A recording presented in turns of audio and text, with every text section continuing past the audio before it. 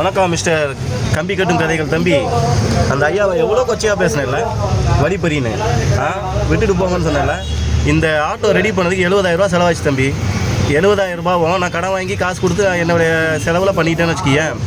இந்த காசுக்கு நான் 2 பைக்கு வாங்கலாம். 2 பைக்கு வாங்கி நான் ஓட்ட முடியாதா என்ன? எதுக்குப்பா நாங்கள் இவ்வளோ போராடி இந்த வண்டியை ரெடி பண்ணி கொண்டு வரோம்? இதை கொண்டு வந்து உங்ககிட்ட வந்து நாங்கள் பிச்சை எடுக்காமல் நிற்கணும் இல்லையா? கையேந்தி நிற்கணும்னு ஆசைப்பட்றேன். ஒரு பைக்கு ஓட்டுற ஒரு ஆளுக்கு, ஒரே ஆள் ஓட்டுறவருக்கு 10 ரூபா ஒரு கிலோமீட்டருக்குன்னா நாங்கள் 3 பேர் ஏற்றுறோம். 30 ரூபா ஒரு கிலோமீட்டர் கொடுக்குறீங்களா? நியாயமாக ஓட்ட சொன்னீங்களே, இதுதானே நியாயம்? ஒரு ஆளை ஓட்டுற ஒரு ஆளுக்கு எல்லா ரேட்டும் கம்மியாக இருக்குது, அவருக்கு மைலேஜ் இருக்குது. ஒரு ஆளை ஓட்டிகிட்டு போகிறவருக்கு 10 ரூபா ஒரு கிலோமீட்டர்னா நாங்கள் 3 பேரை ஏற்றுறோம், 30 ரூபா கொடுங்கன்றேன். இதுதானே நியாயமான ரேட்? அப்போ அதை கொடுக்க முடியுமா? 2 பேர் நான் 20 ரூபா கொடுங்கன்னு கேட்குறேன், கொடுக்க முடியுமா? இல்லை ஓன் போர்டாக மாற்றிடுங்க எங்கள் வண்டியை. எதுக்கு இவ்வளோ அவஸ்தை? ஓன் போர்டாக மாற்றுங்க. ஃபிக்ஸடாக 15 ரூபா வச்சுக்கிடுங்க. ஒரு கிலோமீட்டர் 15 ரூபா வைங்க, வச்சுட்டு ஓட்டுவோம். சரியா? நியாயமாக ஓட்ட சொன்னீங்கல்ல, இதுதானே தம்பி நியாயம்? இதை விட என்ன நியாயம் இருக்குது? உங்களுக்கு வசதிக்கு 3 பேர்னா எங்கள் வண்டியில் வந்துடுவீங்க இல்லையா? அப்போ நாங்கள் இதை பொறுத்துக்கிட்டு ஓட்டணும்.